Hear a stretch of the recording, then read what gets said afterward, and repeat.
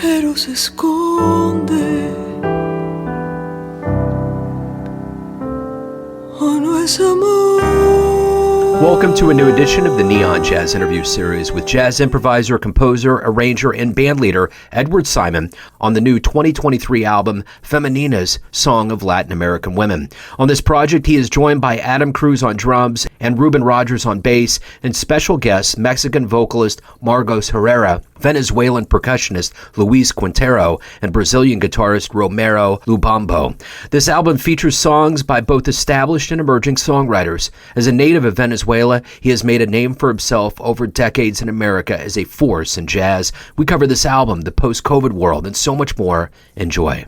Great to catch back up with you, Edward. Thanks for taking a minute out. Of course, and I'm so happy that we managed to get it rescheduled. Yes, sir. Yeah, me too. So before we get into your the songs of Latin American women, I want to know, we all went through this COVID thing. It really went through the jazz community in a pretty bad way. And I'm curious, how did you survive COVID now that we're entering this post-pandemic period? And how has it changed you? Oof, well, that's a kind of a big question. How did I survive? I am very fortunate. Let me say this first of all. I'm very fortunate that I have another passion in my life, a practice of meditation that I have been investing my life into for many years now. And, during COVID, during the time of isolation, I really, spend a lot of time with my practicing meditation and contemplating and reflecting. And it was, in a way, it was a tremendous opportunity because when our lives are stopped as we normally know our lives, meaning we are identified so much with our professional lives, usually for most of us, that when that stops, it's like your whole sense of self tends to stop, right? And as an artist, what we do performing is such a huge part of our identity. And so it really brings up these questions of who we are as human beings. What's left after all of those titles and jobs and, everything else? Well, not everything else. We still did have our family and friends and family. And on that subject, I'll mention that I also spent some time reaching out to some friends, and we had some long phone conversations, catching up with people I had been wanting to catch up for a while and hadn't really had the opportunity because our lives move so fast in this modern world that we live in. So COVID and isolation was really an opportunity to stop and reflect and think about what's really important to us, On a more practical and mundane level, I started doing a lot more teaching since performing was not a possibility.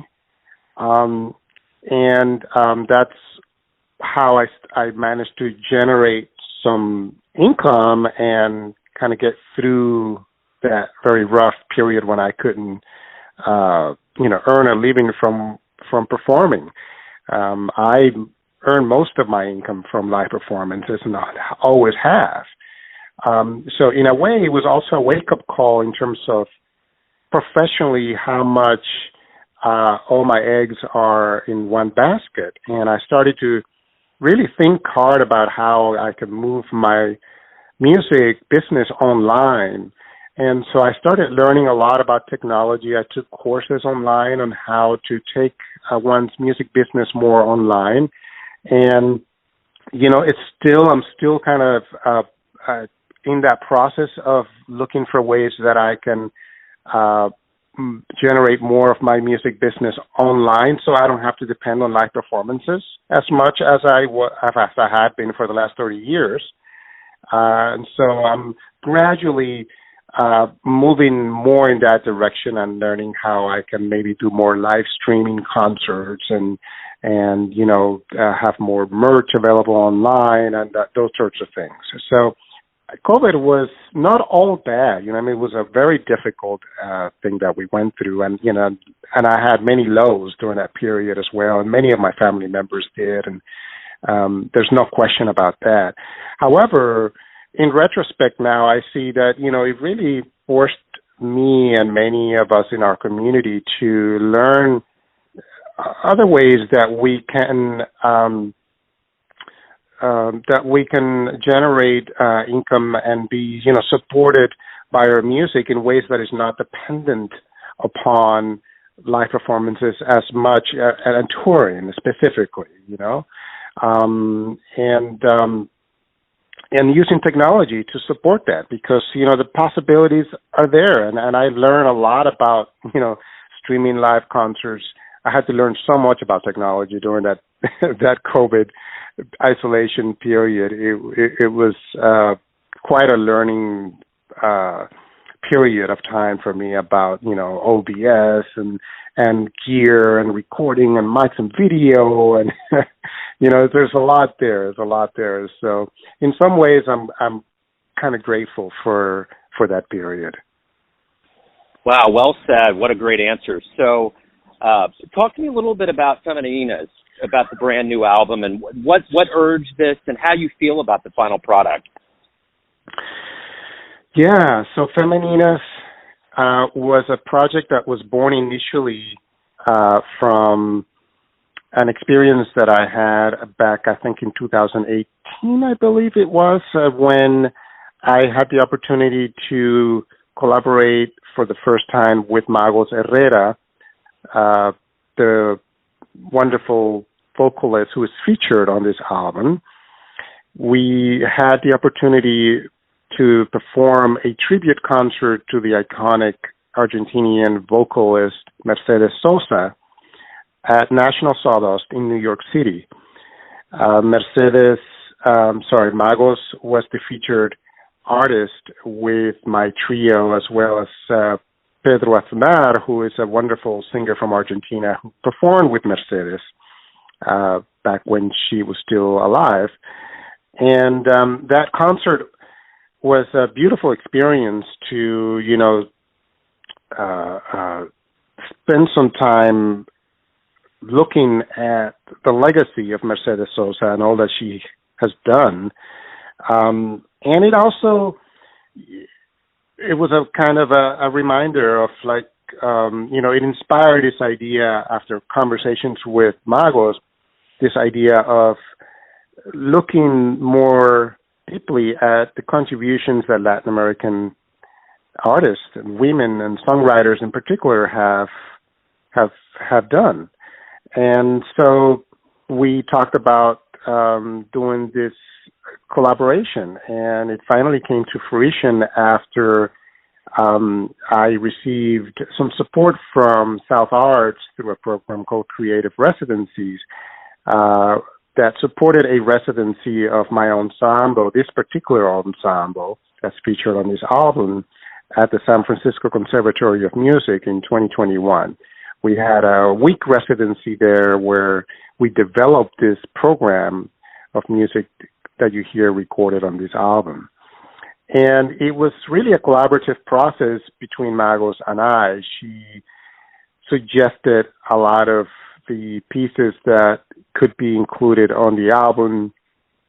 And we went back and forth. We had a lot of Zoom meetings during that time. In fact, we were supposed to have met in person in Mexico, and again, due to COVID, that trip had to be canceled, and we had to do it remotely. But it took many conversations back and forth of looking at who are some of the women that have made and are continuing to make contributions as songwriters for this project, to be included in this project. And the criteria that we utilized was a fairly broad one. We wanted to include women who are both with us, alive, who are well established, who are not so well known, and some who are more up and coming. So all ages from past and present, and we wanted to represent as many countries as possible as well. from Latin America.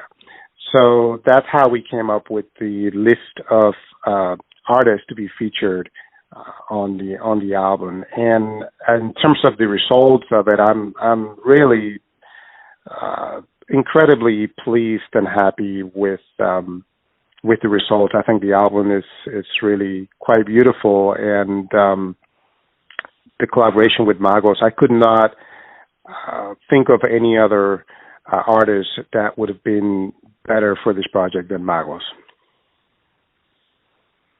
So talk to me a little bit about ultimately what you hope the listener gleans and gets and feels from this project. Well, my hope, there's a couple of things. I hope that this album will inspire listeners to dig more deeply into the music of Latin America, and specifically the contributions by female Latin American songwriters. So I hope it'll just be an inspiration to listen to this people's music farther, to explore the recordings that they have made, and to see who are some of these other female songwriters from this part of the world. And also to get perhaps a glimpse of, the diversity of our music, of the music from Latin America, from the Americas. Even though we have common musical cultures that we have inherited a lot of information from, mostly Spanish and African and the music of the indigenous people in the Americas. All of that coming together is what makes the music of Latin America what it is, but it manifests differently in each part, right? I mean, in the Caribbean, it's different from South America, from Argentina, from Peru. It all has some. It's all very different, and yet our ancestors, the music cultures that inform our music, are all pretty much the same. With the only difference, the only exception to that is Brazil, which of course was colonized by Portuguese, and so there's a little bit different sound and influence in Brazilian music. But the rest of the Americas is mostly the same influences. So I'm hoping that it will inspire listeners to dig deeper into such a rich, vast resource of treasures that we have in Latin America. So as you mentioned, getting through COVID gave you pause, but it was also a period of you getting more strength. And I think about the jazz community getting new skills, new ways of marketing and all of that. And I'm curious, from your standpoint, do you see that the jazz community is stronger now in this post-pandemic 2023 era? Well, that's a very good question, Joe. It's hard for me to speak for the community as a whole, but for myself, I do see that I've gotten stronger, and I think the community has gotten stronger overall as well, in the sense that, now we know how to use this technology to get our music out there much more. You see a lot more people using the technology to get the music out there. I see more and more artists that are doing streaming from home. We're just, the jazz has always been, for whatever reason, a very archaic industry. We seem to be kind of behind a little bit in terms of, adapting to modern ways of doing things. This pandemic has forced us to let go of those old paradigms and move forward much more quickly, and that makes us stronger. And Sarah, I would say, it has made the community overall stronger. And I don't know if the the appreciation for the music has changed in any kind of way in terms of the audience. I perhaps it has. I think that audiences were very eager to hear live music once again after that long period of not being able to go to live concerts. So I think for all of us, both on the artist side and the audience side, we felt how much we missed that experience. I have to tell you, after doing streaming concerts in an empty hall, that was one of the strangest feelings that I've ever had as a performer, and I could never get used to that, and I hope I don't have to get used to that, if you know what I mean. But when I first started performing to a live audience once again, it really felt fresh. It really felt like a new experience, and I'm trying to hold on to that feeling as long as I can. Yeah, for sure. I know from my perspective, I've always been very appreciative of live music, but there is a different feeling. There's a different interaction, chemistry, so to speak, in the room. So it's so good to see this happening. And with that being said, if anyone out there wants to either pick up the new album or see you live, anything pertaining to what's going on now and into the future, where can they go? You mean in general to hear live performances, to find out what's going on near them?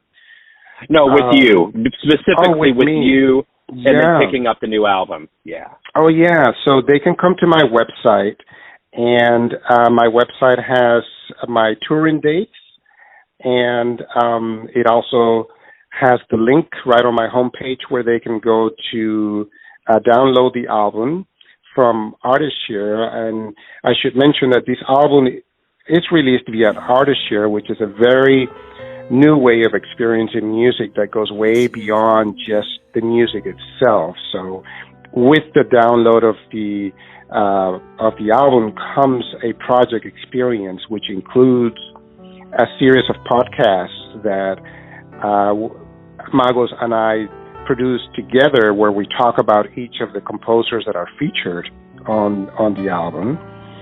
And there are interviews with each of the musicians who play on the album. There's also further reading suggestions from me as to if you want to learn more about this wonderful Latin American female composers, what to read, what music to listen to. So it's much more than just the album itself. There's a lot that comes with the project experience. So you can go to my homepage and you'll immediately see where the link where you can click on the cover of the album, and it'll take you to ArtistShare where you can download it. Wonderful, Edward. I'm so glad that we hooked up. We had the chance to talk about this wonderful new project. Best of luck with it, and especially as we move forward with live shows and everything else. Thank you very much, Joe. The pleasure is mine. Thanks for listening and tuning in to another Neon Jazz interview, where we give you a bit of insight into the finest players and minds in Venezuela, San Francisco, Kansas City, and spots all over the world, giving fans all that jazz. Thanks to Edward for coming back to the program and for his time and insight. If you want to hear more Neon Jazz interviews, you can find us on Spotify and Apple Podcasts. Subscribe to us at YouTube, and for everything Neon Jazz, go to the neonjazz.blogspot.com.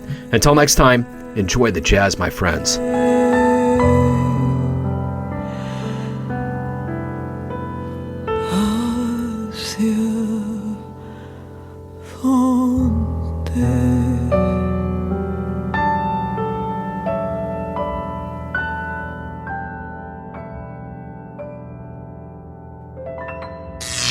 Neon Jazz.